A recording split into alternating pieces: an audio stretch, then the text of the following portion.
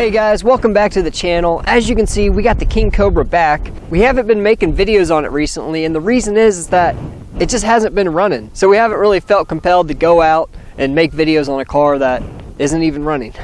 However, we just recently got it running again, and that's motivated us to get ready to make some videos on it, maybe this summer or here pretty soon. So we're going to be going over everything we've done to it since you've last seen it, as well as just mods. Everything's been done to the car for the most part, and where we're going to be taking this project here pretty soon.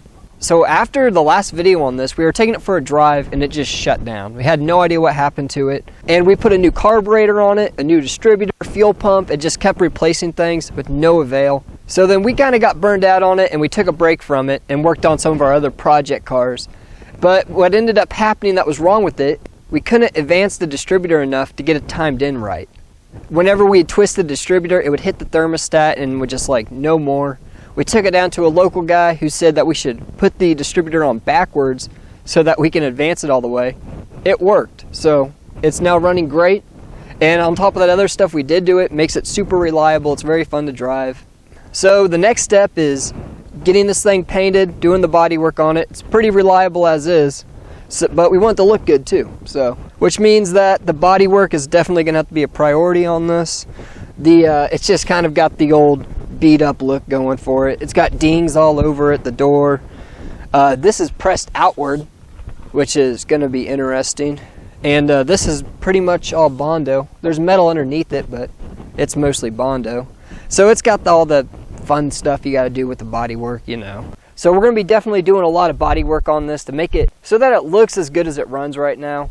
We're going to be going all original on the paint, except it will be red now. But all the original King Cobra decals are going to stay on. We might add a little custom touch here and there. Like maybe we'll change out the wheels. We'll keep the originals, don't worry. But, you know, change out the wheels or something small like that, just to have kind of a little custom taste on it. I'm going to show you some of the engine mods that I've put on it, and mainly what the previous owner's done, because he's put some pretty cool little performance mods on this sucker.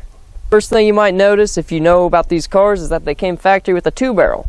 Ours is a 4-barrel, 750 CFM Edelbrock. We put this on there. However, the previous owner, he put on the Offenhauser aluminum high-rise intake.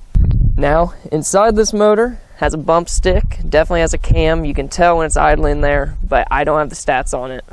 But it definitely sounds a little more aggressive than it originally did. And the previous owner also put headers on it that just go straight back to some Flowmasters. It's not the prettiest looking engine bay, but it moves the car around, so can't complain too much. There's one thing I really want you guys to hear, and that's the cam in this car, because I think it sounds pretty.